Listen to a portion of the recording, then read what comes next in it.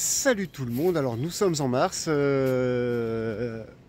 vaches ne sont pas encore sorties parce qu'on a eu une fin d'hiver plutôt compliquée avec des températures froides et surtout un climat très sec où en fait ici il n'a pas plu pendant 45 jours d'affilée, c'est assez inédit et donc il n'y avait pas de pousse d'herbe.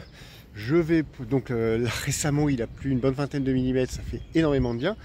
Et donc on va réfléchir à sortir les vaches, je pense la semaine prochaine, si les sols sont suffisamment importants et que la température y est. Et aujourd'hui je fais cette vidéo parce que depuis un an, ça fait une éternité que je dois faire cette vidéo. Désolé.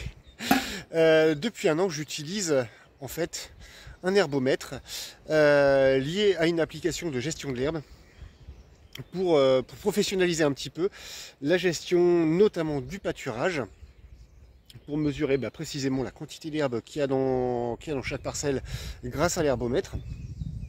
Et donc avec le nombre de vaches que j'ai et la quantité de maïs qui est mise, donc la quantité d'herbe qu'elles vont manger par jour, ça va me calculer en fait le nombre de jours où les vaches doivent rester dans chaque parcelle pour éviter à la fois que l'herbe soit trop pâturée, surpâturée, et éviter que l'herbe soit sous-pâturée, donc qu'il y ait des refus, qui est une vraie plaie en pâturage.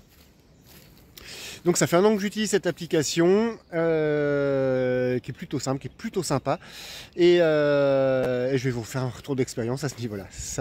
Mais là je vais faire mon petit tour pour mesurer l'herbe dans la prairie, je vais vous montrer comment ça se passe. Dans une parcelle comme ça, celle-là elle fait 1 hectare 80, on va faire une 10-12 mesures. Le truc de départ c'est 13 266, alors ça on peut l'écrire directement sur l'appli, mais comme je filme avec mon téléphone, je ne peux pas utiliser l'appli et filmer avec mon téléphone. Et donc on va faire une dizaine de mesures. 1, avec le petit compteur qui est là. 2. Alors on évite les coins trop vraiment où l'herbe est soit trop haute, soit trop basse.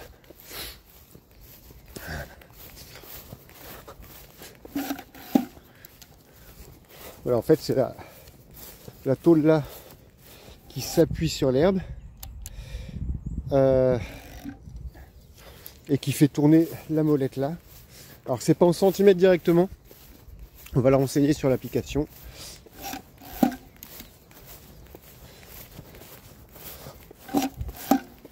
Allez, 9 et 10. Donc 13 457. Donc je viens de rentrer dans l'application les données, hauteur de début, enfin nombre de début c'était 13 266, nombre de fin c'était 13 457 sur 10 mesures, ce qui me fait une hauteur d'herbe de 9,6 cm. C'est tout à fait idéal pour une sortie en pâturage.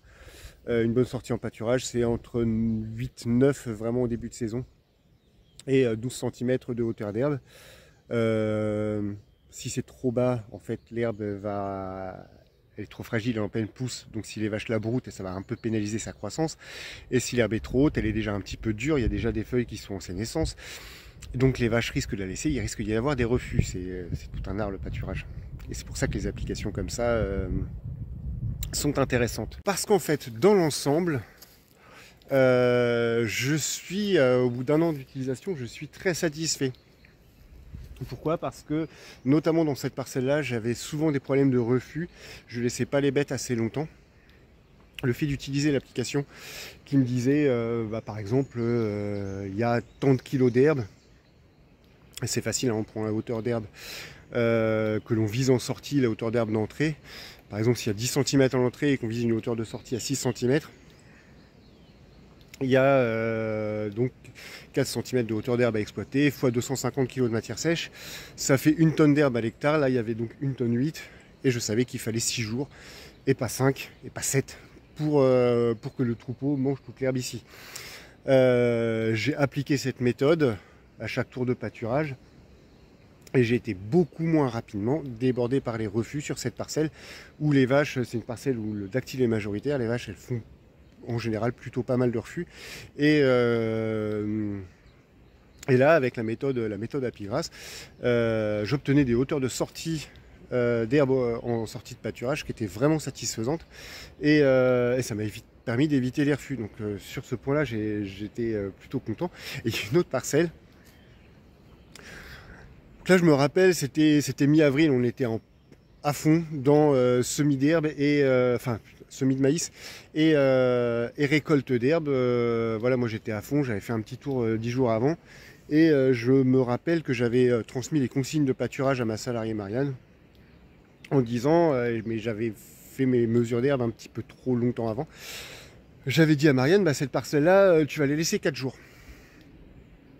Et au final, si j'avais utilisé Apigrass m'aurait dit, mêlée 5 à 6 jours. Et en fait, je les ai laissées 4 jours, elles sont allées ailleurs. Et donc, elles m'ont, voilà, sur 1 hectare, j'ai eu énormément de refus par la suite. Et voilà, ça m'a pénalisé le pâturage sur 1 hectare et parce que j'ai pas pris le temps. Et donc, pourquoi avoir choisi du gérer l'herbe avec une application? C'est que le pâturage, c'est quelque chose, comme je l'ai vaguement expliqué, qui est quand même très complexe à gérer avec les hauteurs d'herbe et tout, quand on se retrouve avec un stock trop important. Faut pas hésiter à débrayer une parcelle pour la faucher et la récolter. Quand on se retrouve avec des hauteurs d'herbe, par exemple s'il fait froid et sec, trop insuffisantes, il ne faut pas hésiter à mettre en place dans le circuit de pâturage une parcelle, un petit bout de parcelle qui était dédié à la fauche. C'est des choses que je faisais de manière empirique, mais sans avoir le véritable outil pour calculer. Et quelquefois, j'avais tendance à être soit trop généreux avec mes vaches, à leur dire bah on va les laisser, elles mangeront ce qu'elles veulent, et puis c'est pas grave s'il y a des reflux, sauf que c'est une grave erreur. Ou leur de me faire peur en me disant bah, je vais leur redonner 1,5 hectare de surface qui était dédiée au pâturage, à la fauche, et je vais le mettre au pâturage. Sauf que si j'avais eu l'outil avant, j'aurais mis peut-être, il y avait peut-être besoin qu'un demi-hectare quoi. Donc voilà, c'est un vrai outil professionnel qui aide. Et c'est pour ça que le truc, c'est qu'en 2022, Apigrass m'avait fourni le matériel et puis le prix de l'application gratuitement pour faire un essai. Et clairement, je repars et puis je vais payer ma cotisation Apigrass pour 2023 sans aucun souci parce que c'est un vrai outil et que ça reste l'herbe. Sur 73 hectares, il y en a quand même 47 qui sont en prairie. Alors il y en a des prairies temporaires pour la fauche, des prairies permanentes pour la fauche. Ça je sais bien gérer, mais le pâturage je sais pas trop. Enfin, je sais mais je pouvais mieux faire. Voilà, je me suis mis dans un coin sans vent, dans le tas de bois de papa. Parce que le vent ça commence à être insupportable au niveau du micro. Donc voilà, je vais essayer de finir cette vidéo quand même. L'application, clairement, elle est top. Il y a 3 volets. Un volet où on va dessiner les parcelles, on va déterminer donc leur surface, les paddocks.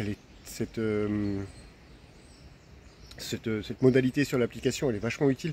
Si on veut, par exemple, séparer une parcelle en plusieurs paddocks pour faire du pâturage tournant dynamique, on peut voilà, dessiner les abreuvoirs, les entrées, voir bouger les fils pour voir les surfaces que ça fait. C'est plutôt pratique et intuitif, notamment pour celui qui a l'habitude de créer ses îlots sur Télépack.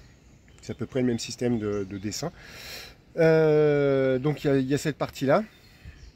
Toute la partie pâturage, donc avec les hauteurs d'herbe calculées, qu'on calcule grâce à l'herbomètre, qu'on va renseigner donc régulièrement, idéalement toutes les semaines, voire tous les 15 jours. Donc cette partie-là, elle est vraiment intéressante. Et parallèlement à ça, on va lier des jours de pâturage.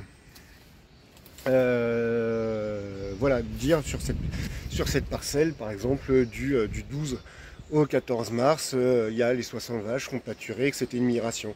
Et sur telle autre parcelle, les 20 génisses ont pâturé à temps plein, voilà, du 14 au 22 mars, par exemple.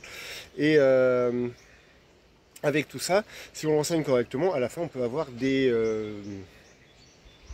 voilà, totalité du rendement fait en pâture sur les parcelles, ce qui nous permet d'affiner effectivement nos techniques. Donc ça c'est une bonne chose. Là-dessus c'est pareil, il faut s'astreindre à renseigner, donc, mais si on le fait une fois toutes les semaines ou toutes les 2 semaines, finalement c'est assez rapide et on a des informations précises. Et quelque part, moi je suis vraiment satisfait de cette application aussi parce que la prairie c'est le parent pauvre en fait c'est le parent pauvre de la culture en agriculture, notamment le pâturage. On voit tellement fréquemment des erreurs de pâturage avec des bêtes soit qui surpâturent, soit, notamment chez les chevaux, c'est une catastrophe le pâturage chez les chevaux. Donc des bêtes qui surpâturent ou des bêtes qui sous-pâturent, des prairies qui sont peut-être pas assez fertilisées. Il y a tout un volet aussi sur la fertilisation, les dates de fauche liées au climat, à la pluviométrie du coin. Donc moi j'y vais pas spécialement parce que ça concerne plutôt la fauche, et puis là-dessus j'ai pas tellement trop besoin de conseils, je me débrouille à peu près bien. Sur le choix des variétés et espèces d'herbes à mettre dans ces prairies en fonction de l'utilisation qu'on va en avoir.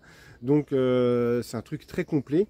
Et ce que je veux dire, au final, je vais y venir, hein, c'est que la gestion, enfin globalement, si on gérait notre herbe chacun dans nos fermes au top, bah, clairement on aurait peut-être beaucoup moins besoin de faire de maïs. Et que quelque part, avec les marges qu'on a fait sur du blé en 2022, si on gérait tous très bien notre herbe et qu'on faisait 2 hectares de moins de maïs, bah déjà on aurait gagné des sous parce que 2 hectares de maïs ça coûte très cher à faire.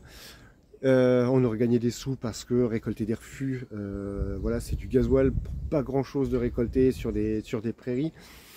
Et que si en face de ces 2 hectares de maïs qu'on fait en moins, on fait 2 hectares de blé en plus, on aurait fait une sacrée marge. Et quelque part, ça passe clairement, enfin la rentabilité des fermes, ça passe clairement par l'optimisation de toutes les surfaces et notamment celles en herbe qui aujourd'hui sont pas assez, à mon sens, pas assez valorisées. Et Apigras est là pour permettre ça. Voilà, donc voilà, c'était juste une vidéo pour dire que j'étais super ravi de cette appli. Et ben moi je vous dis à la prochaine pour de nouvelles aventures. Allez, salut! Pour avoir plus de renseignements, allez sur leur site, mais chez moi ça passe par le contrôle laitier, donc littoral normand. Donc voilà, tout simplement. Salut!